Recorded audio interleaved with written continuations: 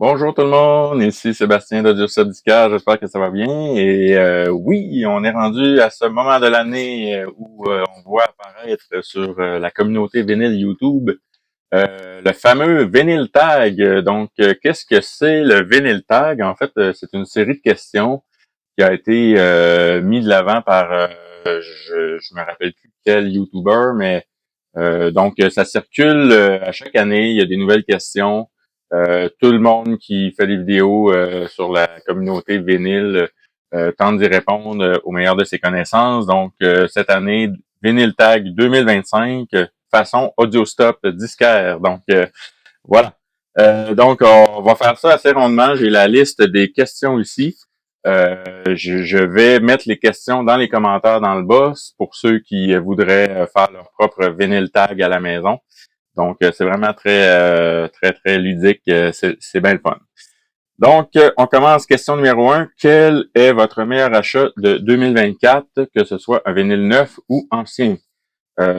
Pour moi, mon meilleur achat de 2024 est sans contredit cet album-là, The Only Truth de Morley Grey. C'est une réédition d'un album de 69. Très dur à trouver, même en réédition. Si jamais vous tombez là-dessus, mettez ça dans votre collection. C'est vraiment excellent d'un bout à l'autre. Superbe album de rock, pop, psychédélique. Vraiment très bon album. 1969, The Only Truth de Morley Grey. Donc, on continue avec la question numéro 2. Question numéro 2. 50 ans plus tard, quel est le meilleur album de 1974? Question assez difficile parce qu'en 1974, il y a un paquet de bons albums qui est sorti. Mais étant un fan de Neil Young, j'ai pas le choix de dire l'album On the Beach de Neil Young. Album qui occupe quand même une place assez particulière dans sa discographie. Peut-être son plus mélancolique et dépressif, mais vraiment un excellent album d'un bout à l'autre. Pour ceux qui connaissent pas, allez vous procurer ça aussi. Neil Young on the Beach, 1974. Un album, question numéro 3 maintenant, un album qui définit un genre. Encore là, c'est vraiment embêtant, c'est relatif d'une personne à l'autre. Moi, j'ai été avec le genre hard rock metal. Je sais que c'est pas cet album-là qui ressort le plus souvent. On parle souvent de Black Sabbath numéro 1, le premier album de Black Sabbath comme étant le précurseur du métal. Moi, pour ma part, je trouve que c'est le numéro 2, Paranoid de Black Sabbath, qui est vraiment plus précurseur du genre métal, si on veut, parce que il y a deux excellentes pièces là-dessus, dont Paranoid et Iron Man. Je crois que ces pièces-là sont vraiment là à l'origine de quelque chose, mais encore là, il y a un paquet de bands qui sont venus avant, un peu plus méconnus, qui ont fait des trucs peut-être plus hard que Paranoid. Mais c'est quand même le classique que l'on reconnaît aujourd'hui. Le premier album, oui, c'est vrai, mais je trouve qu'il est plus un petit peu plus mélodique que celui-là. Celui-là est vraiment hard rock un peu plus, à mon sens. Moi, ce serait cet album-là pour moi qui définit un genre en particulier. Numéro 4, le meilleur groupe de votre pays d'origine. Donc, mon pays d'origine, c'est le Canada. Quel est le meilleur groupe du Canada? Encore une fois, question piège.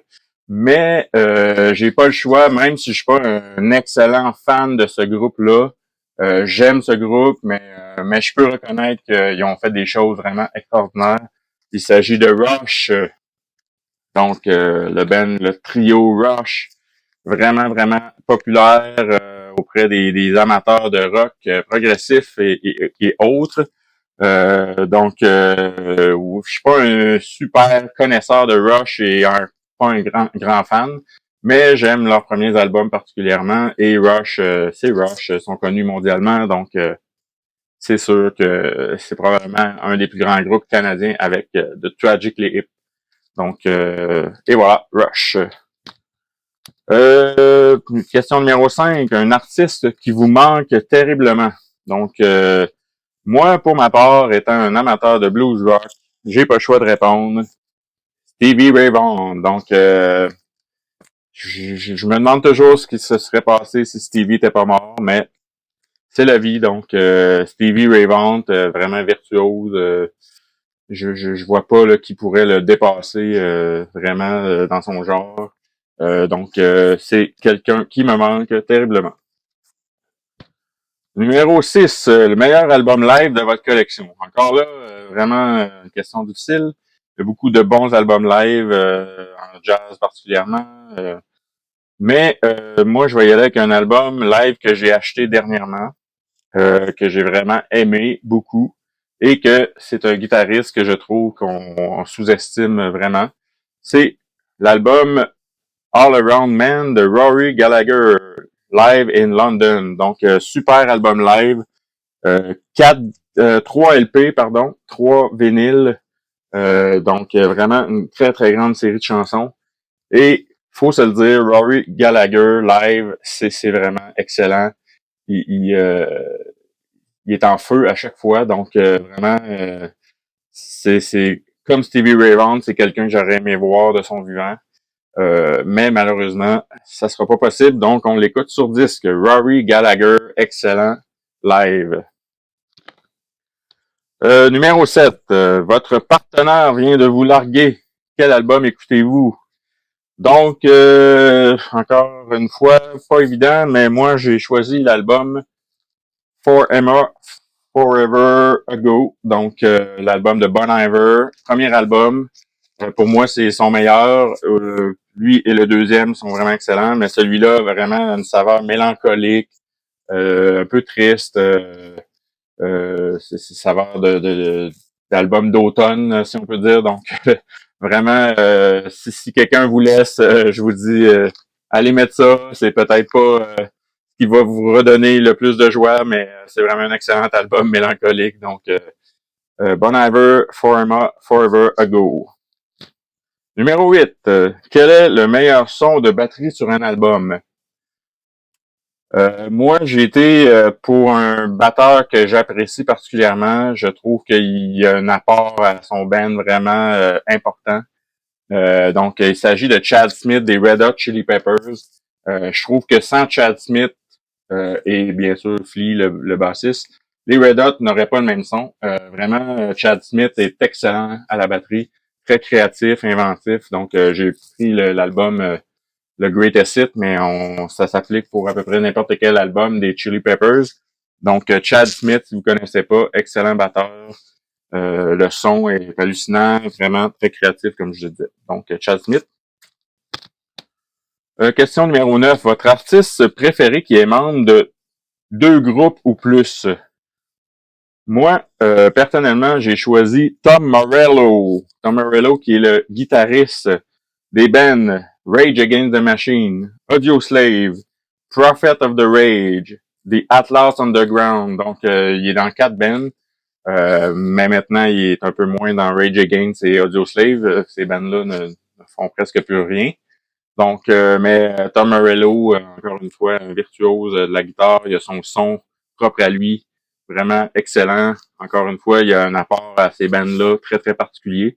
J'aurais pu choisir aussi Chris Cornell, qui est dans Audioslave, entre autres, Temple of the Dog et Soundgarden, bien entendu. Donc, ça, c'est un de mes autres choix. Mais j'ai choisi Tom Morello pour l'occasion. Question numéro 10. Est-ce que vous êtes plus Beatles ou Rolling Stone? Moi, je suis sans contredit Beatles. Donc, c'est un de mes bands préférés à vie. Ça changera pas. Donc, Beatles, que voulez-vous? Question numéro 11. Un peu particulière, mais vous avez trouvé un sac de marijuana sur le bord de la route. Qu'allez-vous écouter en le fumant? Moi, je fume pas de marijuana, mais si j'avais à en fumer, même si j'en fume pas, j'écoute cet album-là, Atom Earth Mother de Pink Floyd. Donc, très, très planant comme album. Psychédélique à souhait. Donc, moi, ça serait cet album-là. J'adore. Ou ça aurait pu être Dark Side of the Moon aussi, mais j'adore Pink Floyd. Dans ce contexte-là, ça se prête bien. Question numéro 12. Un album des années 80 que tu écoutes encore. C'est question un peu piège pour moi parce que les années 80, c'est vraiment pas ma période musicale préférée. Donc, je vais m'en tenir à ce que j'aime le plus dans les années 80, c'est-à-dire le métal. Je vais y aller avec une valeur sûre, Master of Puppet de 1986. Donc, c'est un album que j'écoute encore aujourd'hui quand j'ai le goût d'écouter du métal. Tous les albums de Metallica des années 80, pour moi, sont excellents. Donc, et voilà, j'ai choisi Master of Puppet de Metallica. Numéro 13, un artiste dont les positions politiques t'ont dégradé. Pour être franc avec vous, j'ai pas choisi d'album parce que je sais pas quoi répondre parce que je suis pas vraiment, je mélange pas les choses politique et musique. Donc les artistes, ce qu'ils pensent, je m'en balance un peu. Je m'intéresse plus à ce qu'ils font comme musique. Donc voilà. Numéro 14, montrer son label préféré. Mon label préféré est probablement Vertigo. Vertigo qu'on peut reconnaître facilement à ce fameux swirl qu'on retrouve sur les originaux. Donc, j'adore Vertigo parce qu'ils ont vraiment eu une multitude de bands intéressants, très, très variés. Donc, Vertigo, une étiquette anglaise des années 70. Ils ont eu plein de bands là, sous leur étiquette, donc dont, entre autres, Black Sabbath. Donc, vraiment intéressant. Vertigo. Question numéro 15. Une série de 3 super singles. Encore une fois, je suis pas un amateur de singles de 45 tours et tout, donc j'ai rien choisi, mais je vous dirais n'importe quel single des Beatles. C'est des classiques. Toutes les chansons presque des Beatles ont été des singles. Donc, ça serait ça ma réponse.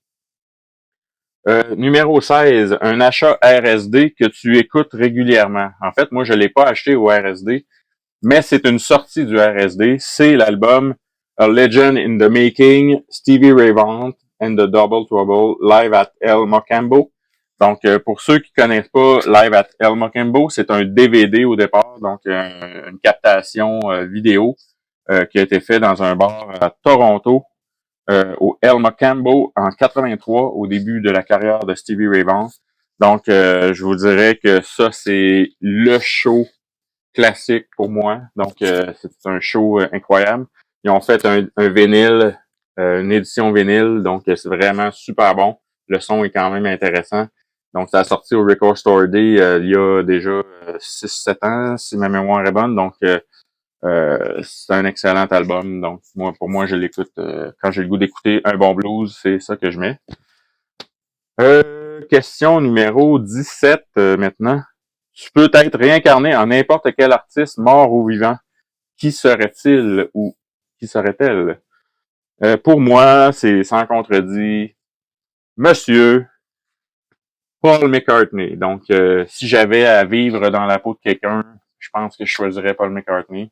Pourquoi? Parce que pour tout ce qu'il a fait, pour être un génie de la musique, vraiment, il a dû avoir une vie extraordinaire. Il a encore une vie extraordinaire, mais je sais pas, c'est un artiste que j'admire. Je trouve très simple, qui est resté très, très humble avec les années, fait encore de la musique parce qu'il aime ça. Donc, il n'y a plus besoin de se poser de questions au niveau de l'argent. C'est probablement le summum, selon moi, là, en termes de vie musicale. Donc, question numéro 18. Les 3 meilleures lignes d'une chanson. 3 lignes seulement, c'est très dur à choisir, mais moi, je vous dirais que le classique reste Imagine de John Lennon. Donc, un paragraphe comme Imagine all the people living for today. Imagine there's no country. It isn't hard to do. Nothing to kill or die for.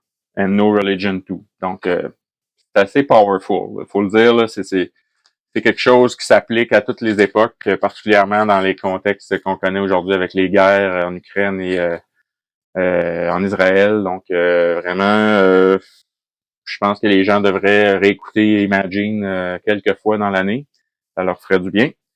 Voilà. Donc, pour moi, cette chanson-là est probablement le texte le plus fort qu'on peut retrouver dans une chanson. Numéro 19 maintenant, un album dont tu ne te lasses jamais. Il y en a beaucoup, mais moi je vous dirais que le classique des classiques, pour moi, c'est Pink Floyd, Dark Side of the Moon. Donc cet album-là, je l'ai écouté, je ne sais pas combien de fois. Je vais le réécouter et je le réécouterai toujours parce que c'est un classique, un grand, grand classique. Donc voilà.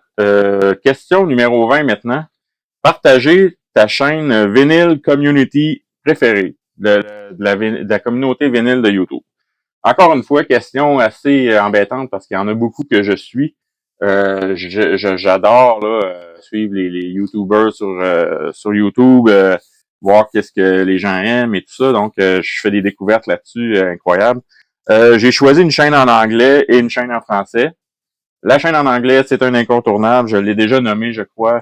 C'est la chaîne de Dylan de Noble Record. Noble Record, qui est un magasin de Caroline du Nord. Et Dylan est très sympathique. Et il fait des super vidéos. Pourquoi j'aime cette chaîne-là? Ben, c'est parce que ça me fait rêver, parce que Dylan trouve toujours des collections hallucinantes de disques. Il y a vraiment, vraiment une très, très grande sélection. Il trouve toujours des trésors incroyables, donc ça m'inspire beaucoup. J'adore ses vidéos, donc je vous recommande d'aller voir sa chaîne. En français, c'est une toute nouvelle chaîne qui a vu jour cette année, si je me trompe pas, en 2024. Ça s'appelle Des Scuds et du Pif.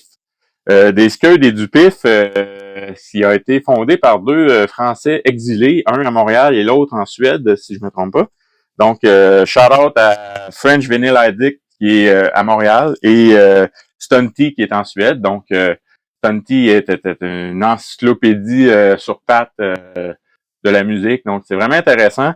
Ce que j'aime dans leur chaîne, c'est que on peut participer. On peut, il y a un lien. Ça a lieu chaque dimanche. C'est live. C'est le matin. Ben, au Canada, en tout cas, c'est le matin. Donc, moi, j'écoute ça en prenant un petit café. On parle de tout et de rien là-dessus. On peut participer. On amène des nouveautés qu'on a trouvées. On parle de vinyle, des raretés, où on trouve les vinyles. Il y a un paquet de sujets, puis il y a beaucoup d'intervenants. Donc, c'est vraiment le fun. C'est casual, c'est sans prétention. Puis, j'aime bien y participer de temps à autre. Donc, je vous dis salut les amis. Donc, des Scuds et du Pif. Je vais vous mettre tous les liens aussi dans les commentaires. Vous allez pouvoir retrouver ça facilement. Donc voilà, c'était mon Vinyl Tag 2025 de Audiostop Disquaire. Je vous invite, si c'est pas déjà fait, à liker les vidéos ou vous abonner à notre chaîne. Donc, vous allez recevoir les notifications vraiment quand nous publierons de nouvelles vidéos. Aussi, continuez à nous suivre audiostopdisquaire.com et Audiostop Disquaire sur Facebook. Donc, en terminant, j'espère que vous avez apprécié mes réponses du Vinyl Tag 2025 et je vous dis bonne écoute et à la prochaine!